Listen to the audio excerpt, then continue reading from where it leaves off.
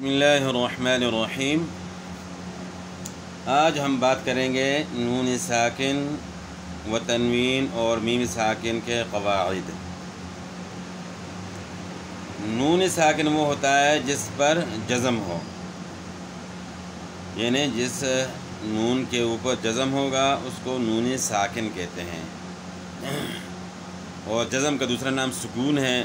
جس حرف کے اوپر سکون ہوتا ہے تو اس کو ساکن کہتے ہیں۔ تو نون کے اوپر سکون ہوگا تو اس کو ساکن کہیں گے، نون ساکن، یعنی جزم کو سکون کہتے ہیں۔ تو جس نون کے اوپر جزم ہو اس کو نون ساکن کہتے ہیں۔ یہ نون وقف اور وصل دونوں صورتوں میں پڑھا جاتا ہے، یعنی وقف کریں گے، وقف کی حالت میں بھی یہ نون ساکن پڑھا جائے گا، اور بغیر وقف کے بھی دونوں صورتوں میں پڑھا جائے گا، یعنی وصل اور وقف دونوں میں جو ہے نا یہ پڑھا جاتا ہے۔ اچھا، اس کے بعد پھر تنوین، نونی تنوین ہے، تنوین بھی کہتے ہیں اور نونی تنوین بھی کہتے ہیں اس کو۔ یعنی نونی تنوین اس لیے کہتے ہیں کہ اس میں نون کی آواز آتی ہے، کس میں؟ دو زبر، دو زیر، دو پیش، اس کو تنوین بھی کہتے ہیں اور نونی تنوین بھی کہتے ہیں۔ تو نونی تنوین کیوں کہتے ہیں کہ اس کے اندر نون کی آواز آتی ہے، اگرچہ لکھنے میں نون نہیں ہے لیکن پڑھنے میں نون کی آواز ہوتی ہے، تو اس لیے اس کو دو زبر، دو زیر، دو پیش کو نونی تنوین کہتے ہیں۔ نونی تنوین ہمیشہ کلمے کے آخر میں آتا ہے، نونی تنوین ہمیشہ کلمے کے آخر میں آتا ہے۔ نونی تنوین وصل کی صورت میں پڑھا جاتا ہے اور وقف کی صورت میں نہیں پڑھا جاتا۔ وصل کا مطلب ہے کہ ملانا، یعنی جب ایک لفظ ہم ملا کر پڑھیں گے تو اس صورت میں نونی تنوین پڑھا جائے گا، لیکن یہ جب وقف کریں گے تو وقف میں جو ہے پھر اگر دو زبر کی تنوین ہے تو وہ الف سے تبدیل ہو جائے گی، اگر دو زبر کی تنوین گول تا کے اوپر ہے تو وہ ہا سے تبدیل ہو جائے گی، یعنی وقف میں یہ نہیں پڑھا جائے گا لیکن وصل میں پڑھا جائے گا۔ وصل یعنی ملانے کی صورت میں بغیر وقف کے جب ہم پڑھیں گے تو اس صورت میں نونی تنوین ادا ہوگا۔ اچھا، اب نون ساکن اور تنوین کے 4 قواعد ہیں، تو اس میں سے جو ہے نا ہم ایک قاعدہ جو ہے نا آج پڑھیں گے، اور پھر دوسرا قاعدہ اگلے دن انشاءاللہ، پھر اس سے تیسرا قاعدہ اگلے دن، اس سے پھر اگلے دن، اس طرح کر کے جو ہے انشاءاللہ ہم نے پڑھنا ہے۔ تو آج صرف یہ بتانا ہے کہ وہ 4 قواعد کون سے ہیں جو کہ نون ساکن اور تنوین میں پائے جاتے ہیں۔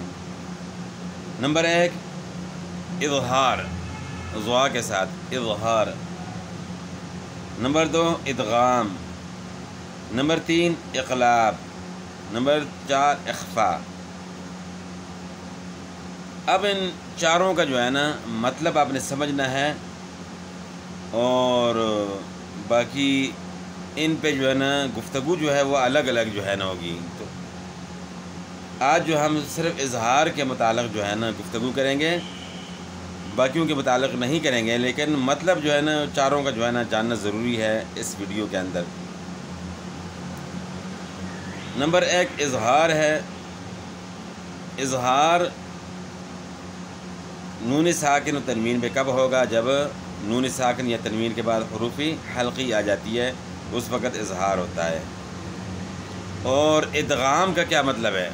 ادغام کی باقی تفصیل انشاءاللہ اگلے ادغام کی ویڈیو میں آپ جو ہے نا وہ سماعت فرمائیں گے، لیکن ادغام کا جو ہے مطلب ہے، ادغام کا مطلب ہے کہ ایک حرف کو دوسرے حرف میں اس طرح ملا دینا کہ وہ ایک مشدد حرف بن جائے۔ ویسے تو ادغام کا مطلب ہے کہ ایک چیز کو دوسری چیز میں ملا دینا، یعنی ایک ہوتا ہے مدغم، ایک مدغم فیہ، مدغم کو مدغم فیہ میں ملا دینا۔ تو تجوید کی اصطلاح میں ایک حرف کو دوسرے حرف میں اس طریقے سے ملا دینا، اس طرح ملا دینا کہ وہ ایک مشدد حرف بن جائے، یہ ادغام کی تعریف بن جاتی ہے۔ اور پھر اقلاب، اقلاب کا معنی ہے بدلنا، یعنی نون ساکن یا تنوین کے بعد حرف با آ جاتی ہے تو وہاں اقلاب ہوتا ہے۔ اخفا جو ہے نا، اخفا کے 15 حروف ہیں، وہ آ جاتے ہیں، وہ آ جائیں تو پھر اخفا ہوتا ہے۔ تو اخفا کا معنی ہے کہ چھپانا، یعنی آواز تھوڑی سی اس حرف کی چھپ جاتی ہے، تو وہ اس کی تفصیل بھی انشاءاللہ اس کی اگلی ویڈیو میں جو ہے نا انشاءاللہ آئے گی۔ تو آج ہم بات کریں گے نمبر 1 جو اظہار ہے، 4 قواعد ہیں، اظہار، ادغام، اقلاب اور اخفا۔ تو ان چاروں میں سے آج جو ہے نا ہم اظہار کے متعلق بات کریں گے کہ اظہار کا کیا مطلب ہے۔ اظہار کا مطلب ہے کہ نون ساکن اور تنوین کو بغیر غنہ کے ادا کرنا ہے، نون ساکن اور تنوین کو بغیر غنہ کے ادا کرنا، اس میں غنہ نہیں ہوگا تو اس کو کیا کہتے ہیں، اظہار۔ اب کب یہ ہوگا، نون ساکن یا تنوین کے بعد اگر حمزہ، ہ، عین، ح، غین، خا ان میں سے کوئی حرف آ جائے تو وہاں اظہار ہوگا، یعنی غنہ نہیں ہوگا۔ ان 6 حروف کو حروف حلقی کہتے ہیں اور حروف اظہار بھی کہتے ہیں۔ حلق جو ہے نا عربی زبان میں گلے کو کہتے ہیں، چونکہ یہ گلے سے ادا ہوتے ہیں اس لیے ان کو حروف حلقی کہتے ہیں، اور گلے سے ٹوٹل یہ 6 حروف ادا ہوتے ہیں اور کوئی حرف جو ہے نا گلے سے ادا نہیں ہوتا، تو ان کو حروف حلقی کہتے ہیں۔ جب بھی حروف حلقی نون ساکن یا تنوین کے بعد آ جائیں تو وہاں اظہار ہوگا، یعنی غنہ نہیں ہوگا۔ اچھا، اب اس میں ایک احتیاط کی ضرورت ہے، وہ احتیاط کیا ہے کہ نون ساکن اور تنوین کو ادا کر کے فوراً بعد والے حرف کو ادا کریں۔ نون ساکن یا تنوین کو آپ ادا کرتے ہیں تو بعد والے حرف کو فوراً ادا کریں، درمیان میں دیر نہ لگائیں۔ درمیان میں اگر دیر لگے گی تو پھر کیا ہو جائے گا، اخفا ہو جائے گا۔ یعنی نون ساکن کو اگر پڑھتے ہیں یا تنوین کو تو اس کے بعد والے حرف کو اس میں جو ہے نا دیر نہ لگائیں، اس کی ادائیگی میں۔ اگر دیر لگا دی تو اخفا ہو جائے گا، غنہ جو ہے اخفا کے ساتھ غنہ ہوتا ہے ناک سے، تو اخفا نہ ہو جائے۔ اور اتنی جلدی بھی نہیں کرنی کہ حرف جو ہے نا صحیح ادا نہ ہو، دونوں صورتوں کا جو ہے نا، دونوں حالتوں کا جو ہے نا خیال کرنا ہے۔ اس کو جو ہے نا پھر دوبارہ سن لیں، نون ساکن تنوین کو ادا کر کے فوراً بعد والے حرف کو ادا کریں۔ نون ساکن تنوین کو ادا کر کے فوراً بعد والے حرف کو ادا کریں، درمیان میں دیر نہ لگائیں ورنہ اخفا ہو جائے گا، اور اتنی جلدی بھی نہ کریں کہ حرف صحیح ادا نہ ہو۔ تو یہ ایک ہدایت تھی اور ایک احتیاط ہے اس میں جو ہے نا۔ باقی اب آگے اس کی مثالیں جو ہے نا، نون ساکن یا تنوین کے بعد حروف حلقی میں سے کوئی حرف آ جاتا ہے تو وہاں اظہار ہوگا۔ تو اظہار کی مثالیں جو ہے نا آپ قاعدہ کے اندر جو ہے نا یہ دیکھ سکتے ہیں، یہاں مثلا کہ عین آنیۃ،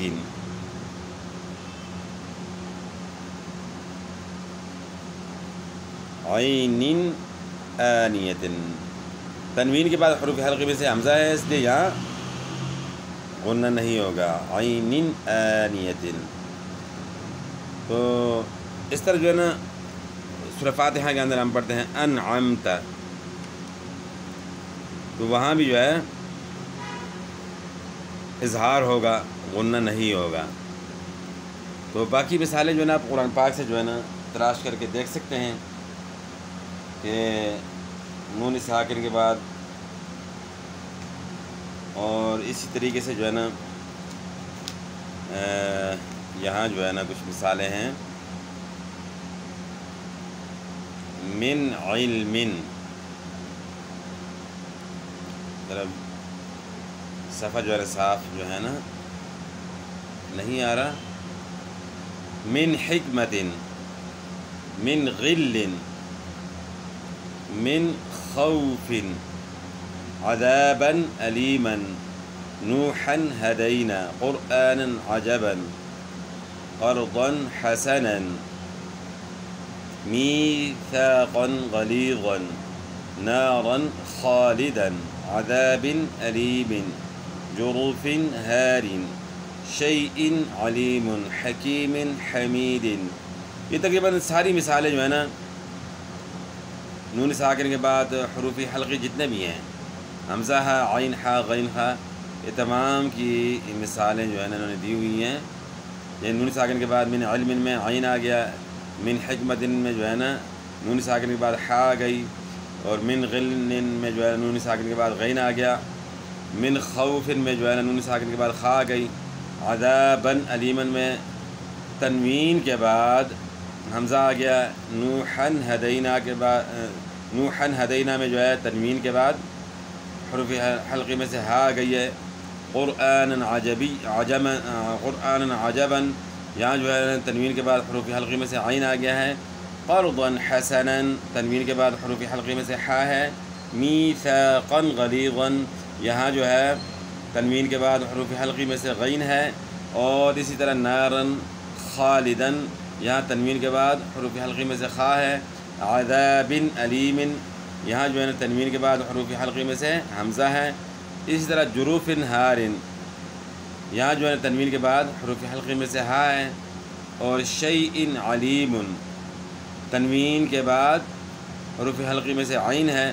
تو یہ تمام مثالیں جو ہے نا جتنے بھی حروف ہیں حروف حلقی کے، تو تمام کی مثالیں جو ہے نا آپ کے سامنے پیش کی۔ باقی آپ اس کو سمجھ کے جو ہے نا قرآن پاک سے جو ہے نا باقی مثالیں جو ہے نا تلاش کر سکتے ہیں کہ نون ساکن اور تنوین کے بعد حروف حلقی جہاں جہاں بھی ہیں تو ان کی پریکٹس کرنی ہے۔ اچھا، اور ایک ہدایت نمبر 2 ہے، یعنی ایک دوسری احتیاط ہے، وہ کیا ہے کہ عین اور حا، عین اور حا اس کو جو ہے نا نرمی سے ادا کرنا ہے، عین حا، بہت عین اس طرح پڑھتے ہیں، حا اس طرح جو ہے تکلف کرتے ہیں، تجوید کے اندر جو ہے تکلف جو ہے نا وہ منع ہے، گلہ گھونٹنا نہیں ہے ان میں، عین اور حا نرمی سے پڑھنا ہے، عین عین حا نرمی کے ساتھ، گلہ نہیں اس میں جو ہے نا گھونٹنا نہیں ہے۔ تو مثلا آپ کے کوئی شاگرد ہیں وہ اس طرح ادا نہیں کر سکتے، تو شروع میں جو ہے نا ان کو سمجھانا چاہیے کہ اس حساب سے وہ پریکٹس کریں، تو یہ گلہ جو ہے نا وہ نہ گھونٹیں، ان کو نرمی کے ساتھ ادا کرنا ہے، عین اور حا کو گلہ نہیں گھونٹنا چاہیے۔ اسی طرح بعض لوگ اظہار کرتے وقت نون کی آواز ناک میں لے جاتے ہیں، ایسا کرنا بھی غلط ہے۔ نون ساکن کے بعد فوراً ہی دوسرا حرف ادا کریں۔ اور ایک تیسری ہدایت ہے کہ بعض لوگ اظہار والے کلمات میں اظہار کرتے وقت سکتہ بھی کر دیتے ہیں، اس سے بھی جو ہے نا بچنا چاہیے، یہاں بھی احتیاط کی ضرورت ہے۔ اور اس کی مثال جو ہے نا آپ کو دیتا ہوں کہ انعمت، ینعق، وہ انعمت اس طرح کر کے پڑھتے ہیں، یا پھر انعمت اس طرح پڑھتے ہیں، یعنی انعمت وہ کیا ہو جاتا ہے، سکتہ ہو جاتا ہے۔ بہت سے جو ہے نا اس طرح جو ہے نا اکثر پڑھتے ہیں، جو ہے نا وہ طرز لگاتے وقت جو ہے نا ان کو یہ سمجھ نہیں آتی کہ یہاں جو ہے نا ہم غنّے سے بچ رہے ہیں، اظہار کر رہے ہیں، لیکن اظہار کرتے وقت جو ہے نا ہم سے سکتہ ہو رہا ہے، تو وہ کیا کرتے ہیں، انعمت صراط الذین انعمت علیہم، وہ اس طرح جو ہے نا پڑھتے ہیں، تو انعمت اس طرح پڑھ لیتے ہیں، حالانکہ جو ہے نا انعمت پڑھنا ہے، یعنی بیچ میں تھوڑی جی رکاوٹ آ جاتی ہے تو اسے سکتہ ہو جاتا ہے۔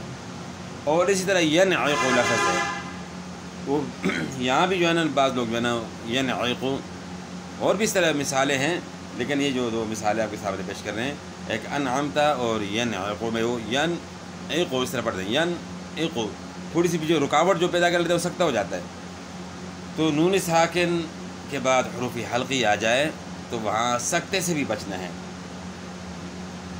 اور اسی طرح آپ کو بتایا کہ عین اور حا میں جو ہے نا احتیاط کرنی ہے کہ غلہ اس میں نہیں گھوڑنا، یہ احتیاط کرنی ہے۔ اور اسی طرح جو ہے نا ایک احتیاط اور بتائی تھی آپ کو کہ نون ساکن اور تنوین کو ادا کر کے فوراً بعد والے حرف کو ادا کریں، درمیان میں دیر نہ لگائیں، اگر درمیان میں دیر لگے گی تو پھر اخفاء ہو جائے گا، اور اتنی جلدی بھی نہ کریں کہ حرف جو ہے نا وہ صحیح ادا نہ ہو۔ تو یہ اس میں جو ہے نا ضروری جو باتیں تھیں وہ آپ نے جو ہے نا سنی، اور باقی انشاءاللہ اگلی ویڈیو میں جو ہے نا انشاءاللہ آپ ادغام کے متعلق جو ہے نا سنیں گے، اور ادغام کے متعلق جو ہے انشاءاللہ اگلی ویڈیو میں جو ہے نا آپ کو بتایا جائے گا کہ ادغام کس طرح ہوگا اور کب ہوتا ہے اور ادغام کن حروف میں ہوتا ہے۔ تو آج جو ہے نا آپ نے اظہار کے متعلق پڑھا ہے، اظہار یعنی نون ساکن کے بعد حروف حلقی آ جائیں، نون ساکن یا تنوین دونوں، یعنی نون ساکن یا تنوین کے بعد۔ تو تنوین کس کے کہتے ہیں؟ تنوین دو زبر دو زیر دو پیش کو کہتے ہیں، نون ساکن جس نون کے اوپر جزم ہو، اور تنوین دو زبر دو زیر دو پیش کو کہتے ہیں، تنوین بھی کہتے ہیں اور نونی تنوین بھی کہتے ہیں۔ تو نون ساکن یا نونی تنوین کے بعد حروف حلقی میں سے کوئی حرف آ جائے تو وہاں اظہار ہوگا۔ تو اظہار کے متعلق جو ہے نا آج کی ویڈیو اللہ کے فضل سے جو ہے نا ضروری باتوں کے ساتھ کمپلیٹ ہو گئی ہے۔ باقی انشاءاللہ اگلی ویڈیو میں آپ سماعت فرمائیں گے۔ والسلام۔